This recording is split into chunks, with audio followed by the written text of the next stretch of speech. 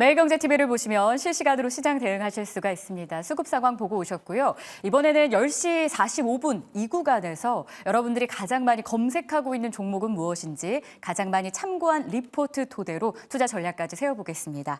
자, 오늘 함께 하실 분은요. 오리드홀딩스의 권영우 대표 모셨습니다. 안녕하세요. 안녕하세요. 네, 저희 먼저 1위부터 10위까지 가장 많이 검색된 종목 보겠습니다. 1차적인 이 단기 매매를 마무리하시고 이 시점 되면 다른 사람들은 어디에 투자했나, 뭐에 관심 갖나 궁금하실 것 같은데요. 자, 일단 가장 많이 검색된 쪽 1위로는요. 테슬라의 로보택시 발표를 일단 앞두고 있습니다. 라이콤이 하락 출발했다 10시를 기점으로 반등에 나서면서 투자자들의 관심권 여기에 있었고요. 경영권 분쟁으로 시장에 뜨거운 감자가 된 티웨이 항공 역시 많이 검색되고 있습니다. 자, 그 밖에는 3분기 실적이 기대되는 제약바이오 가운데 대장격이죠. 유한양해 그리고 추가적인 급등 나오는 펩트론도 검색되고요. 코스피 시가총액 상위 종목 가운데 상승률을 좀 보여주는 쪽이 자동차입니다. 그 가운데 현대차도 인도법인 20일 상장을 앞두고 외국인과 기관의 매수세까지 붙고 있습니다.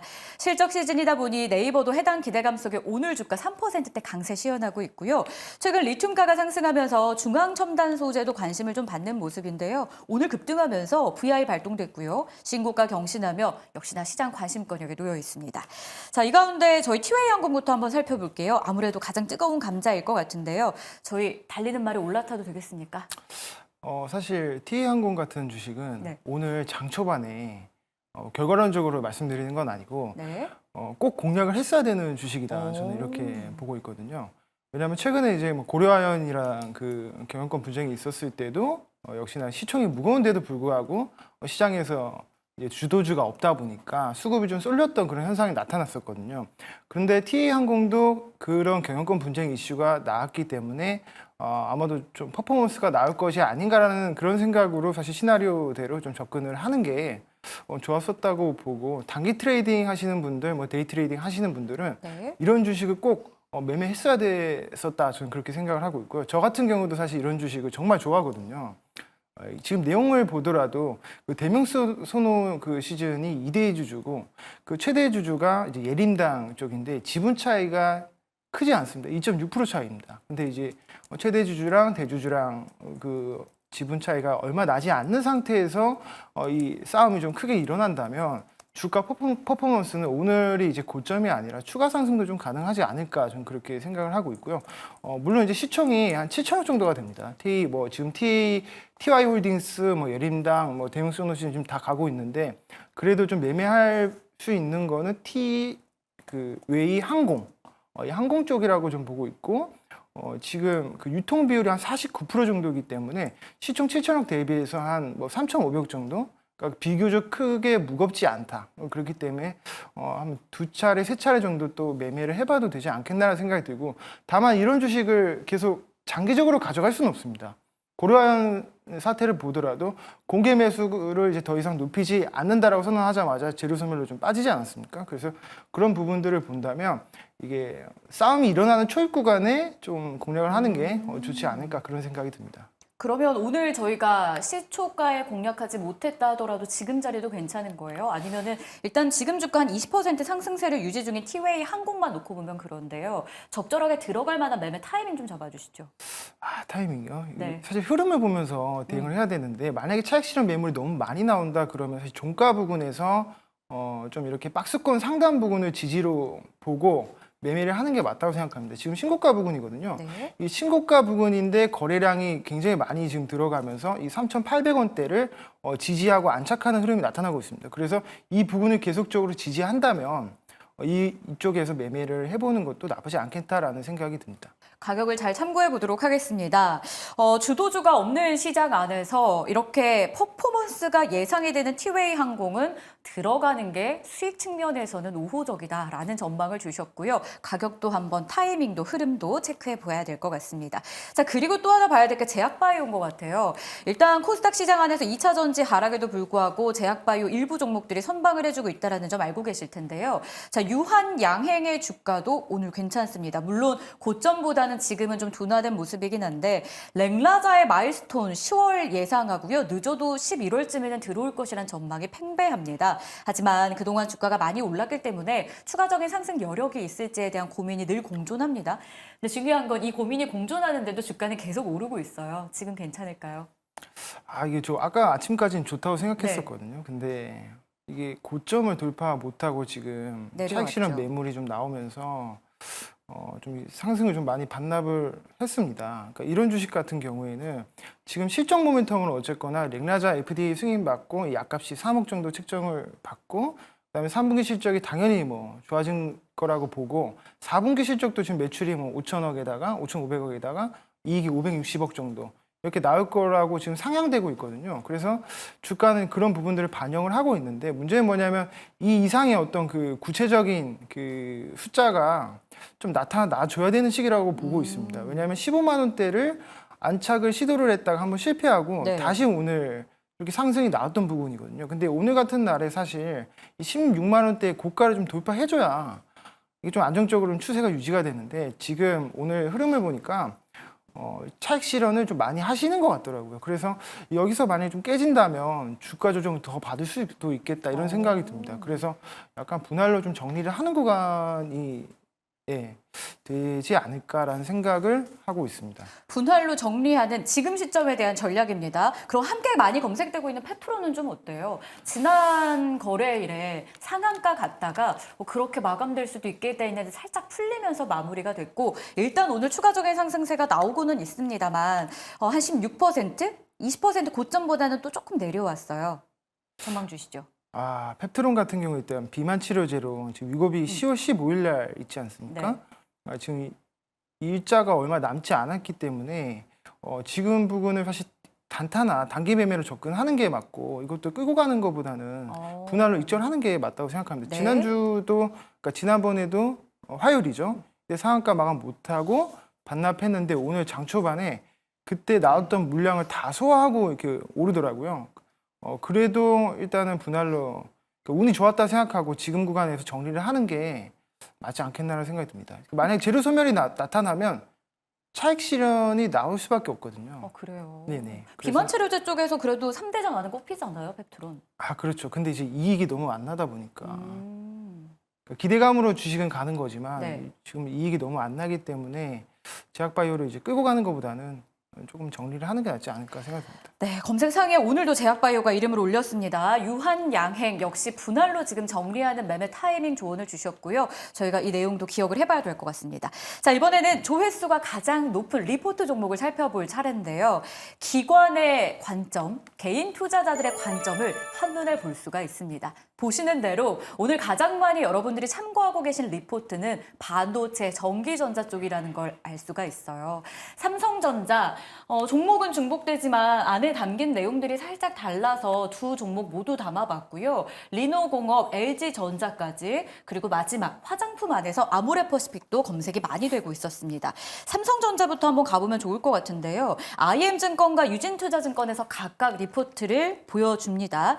지난 실적에서 발표된 제시했던 HBM에 대한 약속을 또 지키지 못했다라는 약속을 이행하지 못한 부분에 대한 아쉬움을 제시하고 있고요.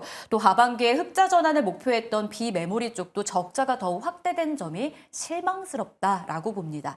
하지만 IM증권 쪽에서는 HBM3 이 8단 인증 성공 여부에 따라서 이 주가의 반등 혹은 분위기의 쇄신 이런 것들이 또 가능할 수 있기 때문에 지켜보자라고 했는데요.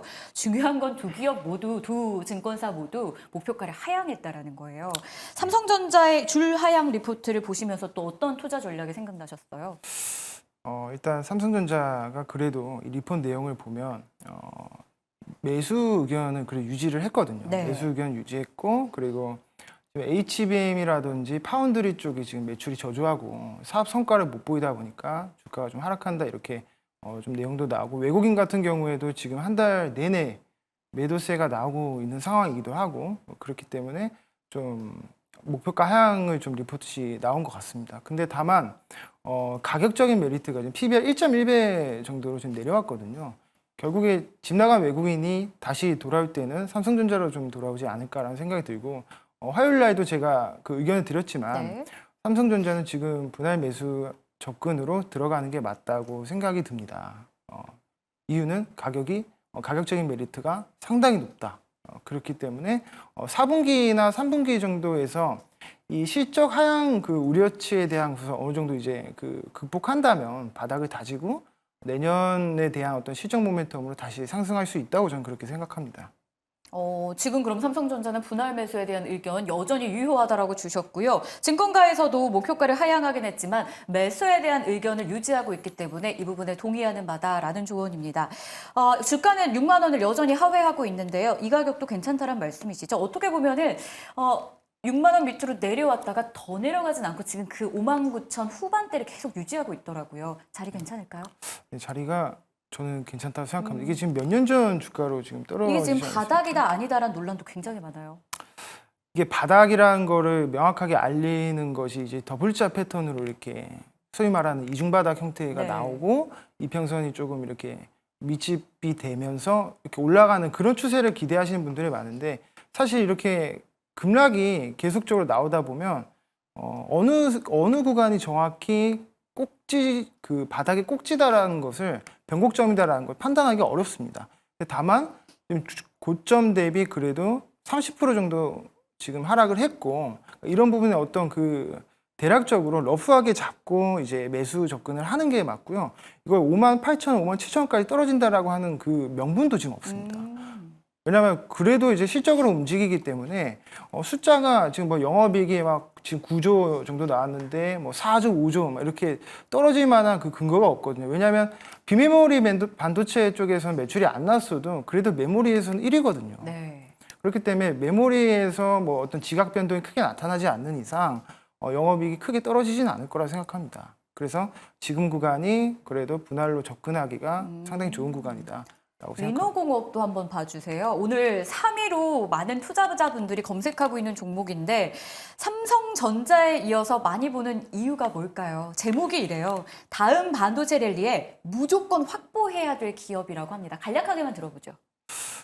일단은 그 리노공업 같은 경우에는 이제 장비 쪽, 그러니까 이 한미 반도체나 이런 그 장비주가 지금 조정이 좀 많이 나왔습니다. 그러니까 이게 사실 그 가격적인 부분에서도 지금 조정을 옆으로 좀 횡보하고 있는 모습이 나오거든요. 근데 리노공업도 사실 보면은 외국인이 좀 많이 매도가 나왔습니다. 그렇기 때문에 이 종목보다는 그 SK 하이닉스가 오늘 좀 반등이 좀 세게 맞아요. 나오더라고요. 역시나 그 하이닉스가 HBM 쪽으로 좀 증명을 했기 때문에 이런 쪽으로 수급이 들어오고 SK 하이닉스의 낙수를 효과를 받는 게 리노공업. 이런 쪽으로 지금 기대감이 좀 비춰지지 않나 이렇게 생각이 듭니다. 그래서 리노공업이 조금 그렇게 리포트 좀 좋게 쓴 것 같습니다. 알겠습니다. 참고해 보죠. 자, 그리고는 또 하나 눈에 띄는 게 화장품주에 대한 관심입니다. 중국 쪽에서 어쨌든 부양책을 발표하며 한국에서도 관련주들의 흐름을 많이들 주목하셨을 것 같은데요.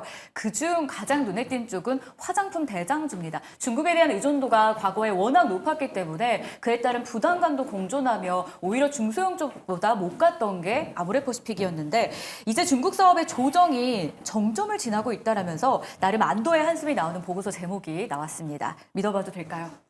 저도 좋다고 생각합니다. 네, 왜냐하면 어쨌거나 중국에서 지금 적자가 나던 사업을 지금 축소를 하고 있고 네. 적자폭을 좀 만회를 하고 있고 지금 200억 정도 적자가 났더라고요. 근데 이 4분기 그러니까 이제 아마존에 대한 비중을 좀 높여가고 미국향 수출에 대해서 그 비중을 크게 지금 하고 있기 때문에 지금 아마존에서 지금 프라임 빅디데이가 있습니다. 네. 거기서 1위에 라네즈라는 1위부터 5위 사이 이제 라네즈라는 그 아모레퍼시픽의 마스크팩, 예, 그쪽에서 지금 순위를 좀 차지하고 있고 이렇다라는 것은 이제 좀 방향성을 중국에서부터 미국으로 좀 그 중국 시장 규모 축소하면서 온라인 시장, 미국 온라인 시장의 비중을 좀 늘리고 있기 때문에 이런 부분들이 이제 실적에 좀 많이 반영이 되지 않을까라는 생각이 들고 그리고 이제 중국에 대한 적자 부분은 이미 주가에 다 반영을 한 상태이기 때문에 앞으로가 미국 시장에서 실적이 더 좋아진다면 이게 주가도 또 올라갈 가능성이 높다 그렇게 생각하고 있습니다.